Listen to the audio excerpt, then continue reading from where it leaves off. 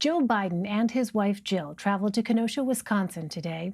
After they landed in Milwaukee, they met with the family of Jacob Blake Jr. He was shot 7 times in the back by police in Kenosha a little more than a week ago. Biden then attended a community meeting in a church, listening to local leaders. While there, he spoke about his meeting with Jacob Blake's family and talking to Blake on the phone. Had an opportunity to spend some time with Jacob on the phone. He's out of ICU. We spoke for about 15 minutes. His brother and 2 sisters, his dad, and his mom on the telephone. And I've spoken to him a lot before, but we spent time together with my wife.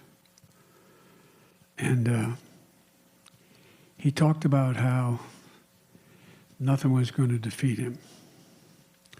How, whether he walked again or not, he was not going to give up. My wife asked to say a prayer, and his mom said a prayer, which she said, "I'm praying for Jacob, but I'm praying for the policeman as well. I'm praying that things change."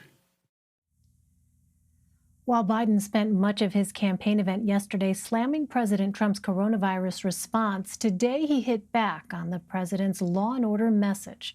A new Fox News poll shows that among likely Wisconsin voters, Biden leads the president on the question of who would better handle policing and criminal justice issues.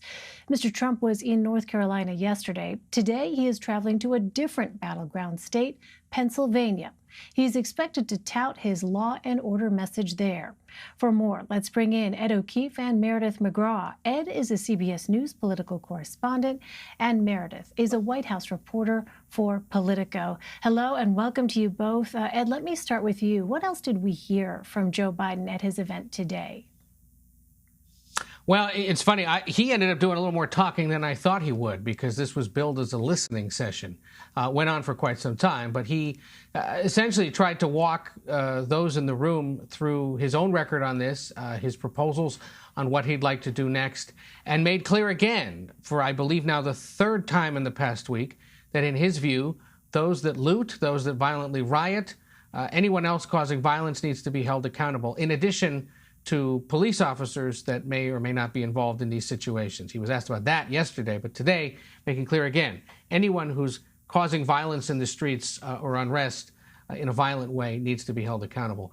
Look, this was a high-risk visit for somebody who hasn't been to Wisconsin since before the midterm elections in 2018, and to a state with its 10 electoral votes that he desperately is hoping to win back for Democrats this fall. It remains a big focus of his team, of the Trump team as well. He's still in the Milwaukee area at this hour, making another stop in a suburb to the west of the city before flying back here to Delaware tonight. And, one of the more ambitious and longer days of campaigning he's had beyond the Wilmington metropolitan area since this pandemic began. But going headfirst into an issue that has at times tripped him up over the past several months, but the Democrats know the way they're talking about it has the potential to be politically advantageous and help bring out the base voters they need, especially in Midwestern states like Wisconsin, Minnesota, and Michigan. Well, Meredith, you recently reported that there is a challenge facing the GOP after the Republican convention. You wrote the challenge is this, quote, how to make Trump seem more palatable to voters who may largely agree with his policies but are turned off by his tactics while still letting Trump rile up his base. So realistically, Meredith, do Republican strategists think that we will actually see a softer version of the president in these final weeks of the campaign?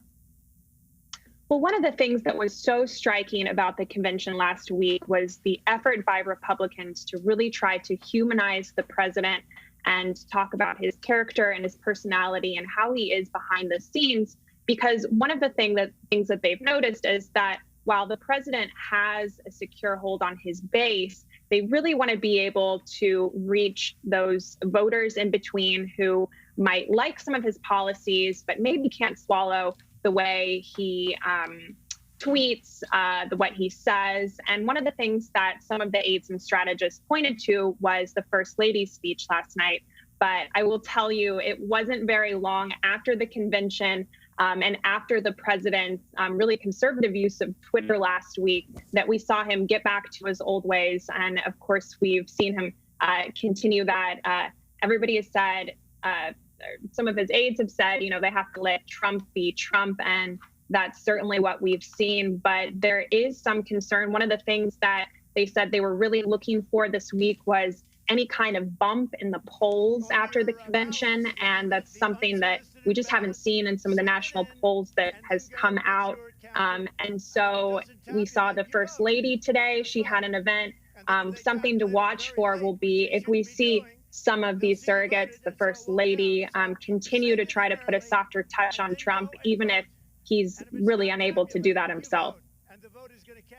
Yeah, we'll see if that happens. Well, Ed, we have seen a number of Republicans come out in support of Joe Biden recently. Today, former Michigan Governor Rick Snyder endorsed him. How notable is that? It is notable. This is something that's being done outside of the Biden campaign. It's actually being run out of the Lincoln Project, which is one of the more or the better funded Republican groups that is essentially trying to defeat a member of their own party, the president.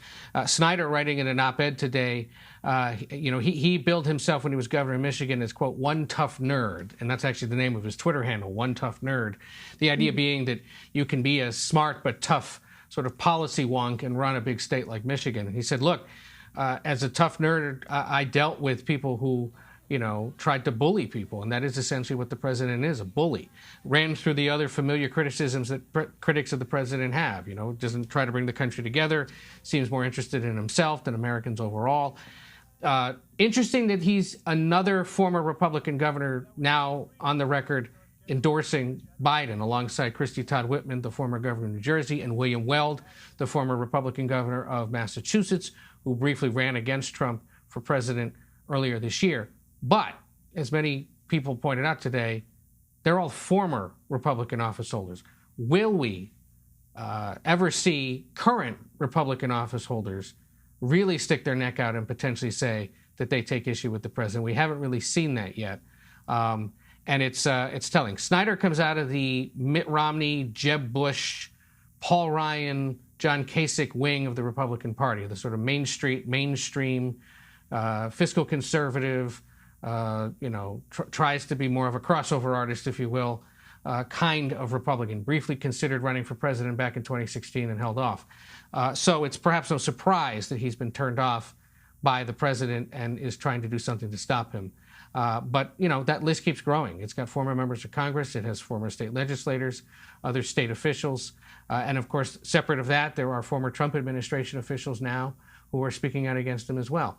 Who does this ultimately help convince to vote for Joe Biden? They're hoping it's similarly minded Republican voters who are looking for an excuse. They're hoping it might be independents who are still trying to make up their minds. But it's also not that surprising at this point in an election season that's been so bifurcated and so extreme that you're seeing that kind of a former Republican come out in opposition to the president. Right, extreme is exactly the word. On another topic, Meredith, White House Press Secretary Kayleigh McEnany was asked earlier about President Trump's order to the Office of Management and Budget to look into cutting federal funding to cities led by what he calls weak mayors. Here's some of what she said. The president believes that what we should do, that the purpose of government is to protect life, liberty, and property. That is the purpose of the federal government, and it's imperative that the federal government review the use of funds by jurisdictions. Meredith, what does this memo actually do? Well, this memo asked for the OMB to look at potential ways to cut funding to some of these different cities like New York, Seattle, Portland, places where we have seen some unrest. And when Kayleigh McEnany was asked about it today, she said that this is an effort to incentivize some of these cities to follow the same ways of places like Minneapolis and Kenosha, and work with federal officials to try to crack down on some of the unrest that we have seen. But of course, it was questioned exactly how exactly they'll be able to withhold these funds. She said that the president is serious with following through with this order. But this is just another example of how the president and the White House is really trying to flex some muscle and show that they're very serious about this law and order message that has become the centerpiece of the president's campaign and his efforts to be reelected. Well, Meredith, McEnany also said the White House expects to avoid a government shutdown at the end of this month. Why are officials so optimistic? Well, the press secretary said, or is it for, or no? No, it's for Meredith, of course. No, either way. Feel free to weigh in when she's done, Ed. Exactly. No, we really do face a potentially big mess at the end of the month. That's when government funding runs out, September 30th. And it's likely that government funding and a coronavirus relief will be married in some kind of bill. And the Senate is expected to come back next week and vote on a narrower bill that will really set the stage for exactly what the Senate is looking for in any type of negotiations. And Treasury Secretary Mnuchin and Speaker Pelosi, they had a phone conversation. And while it didn't seem to be that they met any agreement, it sounds like there was some sort of truce that was made that they'll be able to come to some kind of agreement. I think a lot of people still have PTSD from last year's government shutdown over the border wall. And politicians know that the clock is ticking here, and they really don't have much time or leverage to make actions on things that are really important to people right now. So many are suffering because of this pandemic.